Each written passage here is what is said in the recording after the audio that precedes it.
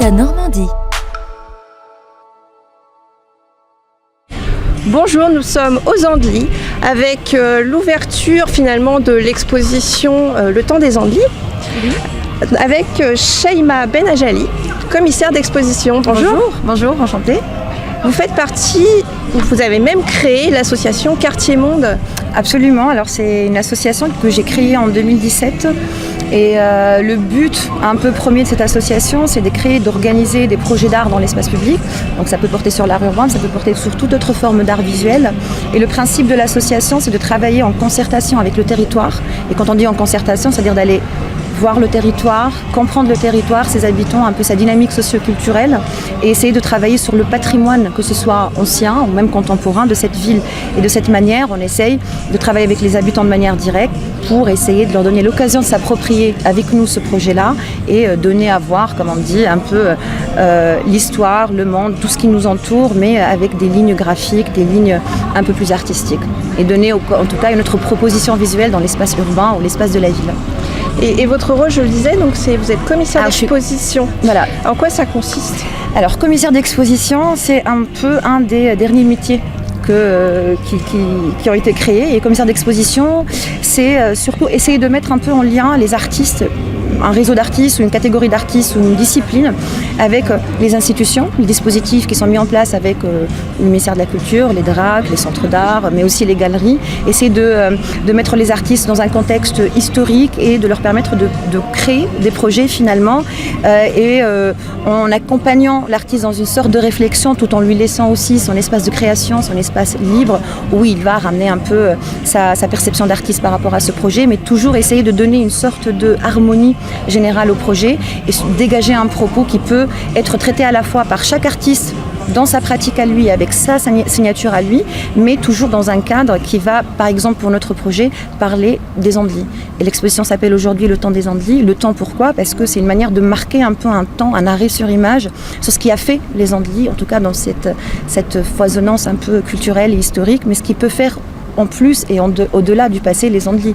Parce que là, on est en présence de 4 œuvres et une des œuvres s'adresse directement aux habitants d'aujourd'hui comme étant un des personnages principaux de la ville, au même titre que Nicolas Poussin qui a inspiré une des œuvres, au même titre que la reine Clotilde, au même titre que le couple Blanchard, un couple d'aéronautes qui a quand même rendu fière la ville des Andelys.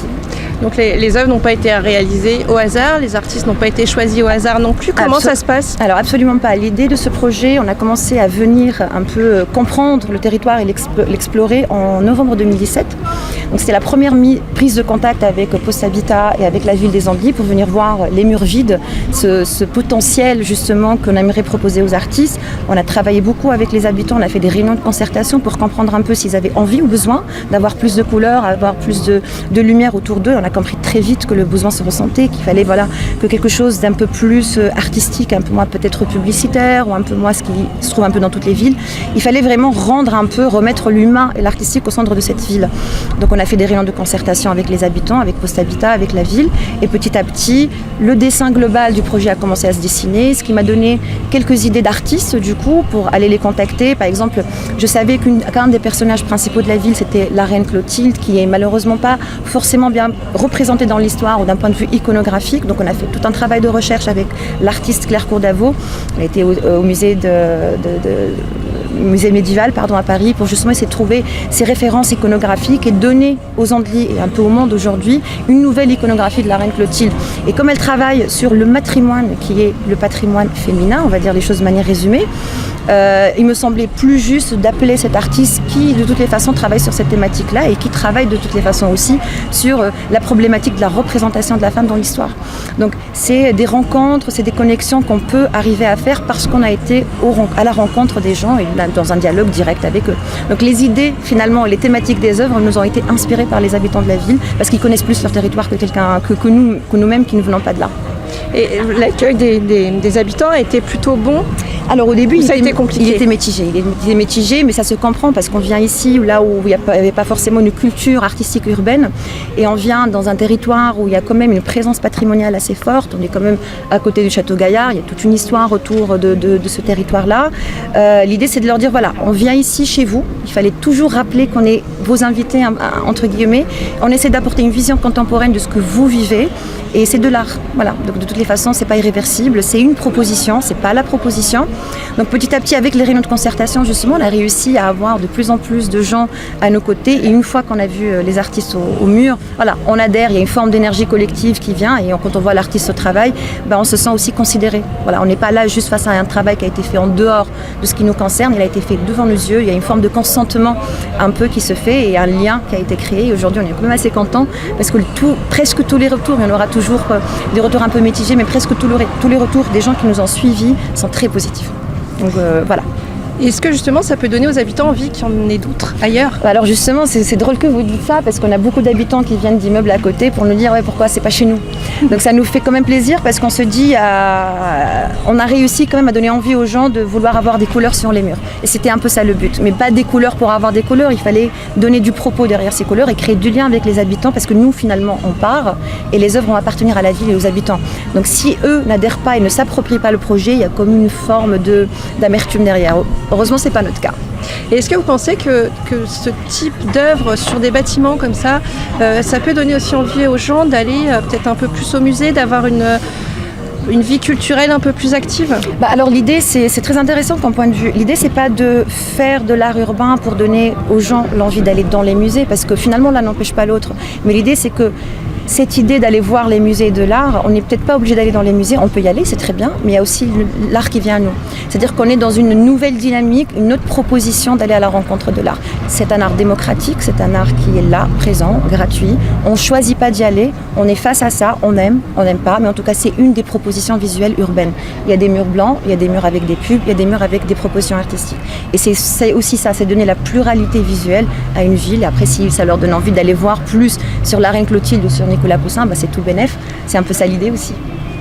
Et d'autres projets prochainement sur, alors peut-être encore aux Andelys, peut-être un peu plus loin sur la Normandie ou ailleurs ? L'idée, c'est justement d'essayer de créer une sorte de parcours un peu normand. Voilà. J'ai pas de prétention aujourd'hui. On essaye et on espère que ce projet donnera envie, bien sûr, aux villes qui sont à côté, aux régions ou même en dehors de la Normandie, qu'on se rallie tous autour d'un réseau d'œuvres d'art à ciel ouvert et de peut-être finalement, et on y travaille aussi avec la Fédération d'art urbain, travailler à créer une forme de collection d'œuvres d'art nationales qui rentrera dans le patrimoine contemporain, culturel contemporain et qui soit disponible et pour tout le monde. C'est un peu ça l'idée et on essaye de continuer. Pourquoi pas la Normandie, c'est un territoire qui est très riche quand même. Donc on a beaucoup de thématiques à traiter, il y a de la matière, il y a de la texture comme on dit et la Normandie, oui, pourquoi pas. Et quand vous avez contacté les artistes, est-ce que certains ont refusé de participer à ce projet ? Absolument pas. Justement, j'avais même un problème à un moment où il fallait que je décide entre deux artistes parce que justement, ce qui est bien dans l'art urbain, c'est que les artistes, graffeurs ou street artistes, sont toujours à la recherche d'un territoire qu'ils n'ont pas investi. Donc il y a la quête du territoire, de qui a été là le premier pour faire quelque chose. Quelque part, quand je leur ai dit les Andelys, c'est comme la ville de Nicolas Poussin, on n'est pas loin d'une création de maître, où il n'y a rien. Pour eux, c'était une forme de « ok, j'y vais ». Et une fois que je leur ai expliqué aussi le contexte territorial, les envies, les attentes des habitants et les quelques thématiques qui nous ont été proposées, au contraire, c'est une forme de challenge parce qu'on a fait tout un travail de commissariat d'expo justement. On a été voir au musée du Louvre avec un des spécialistes justement pour visiter la salle de Nicolas Poussin, s'inspirer, comprendre le maître, pourquoi il a fait autant de paysages des Andelys, quel a été son rapport finalement parce que c'est le paysage naturel et aujourd'hui on est dans un paysage urbain. Donc il y a comme une forme de passation, pourquoi ce paysage a marqué autant Poussin. Donc Lotfi par exemple a fait tout un travail de recherche sur ça, mais il a traduit avec une esthétique graffiti, avec une esthétique plus contemporaine et avec un muralisme contemporain. Et alors aujourd'hui vous êtes là, les artistes sont là, on peut leur poser des questions. Pour ceux qui viendraient comme ça, se balader, est-ce qu'on a une possibilité d'avoir des informations sur les œuvres ? Alors, absolument, on a essayé de faire les choses comme d'une manière muséale, même si j'aime pas beaucoup cette phrase, mais on a essayé quand même de garder des cartels à côté des œuvres. C'est le strict minimum, c'est donner des informations sur le nom de l'artiste, l'année de réalisation, la technique qui a été utilisée, mais surtout un petit mot, ce que nous on appelle une note d'intention, un petit mot qui raconte un peu le propos de l'œuvre, mais sans pour autant rentrer dans une forme de muséalité. L'idée, c'est pas de leur dire exactement ce qu'il faut voir, mais déjà, il y a quelque chose qui se passe. Levez les yeux, regardez. Et ensuite, si vous êtes curieux, il y a le nom de l'artiste, sur les réseaux sociaux, vous pouvez les retrouver. Et sinon, il y a quand même une forme d'accompagnement verbal pour que les gens puissent avoir 2-3 clés pour comprendre un peu l'œuvre d'art. Je vous remercie beaucoup, Shaima, d'avoir accepté notre invitation. Merci à vous. Retrouvez ce mag en audio et vidéo sur notre site radiosensation.fr.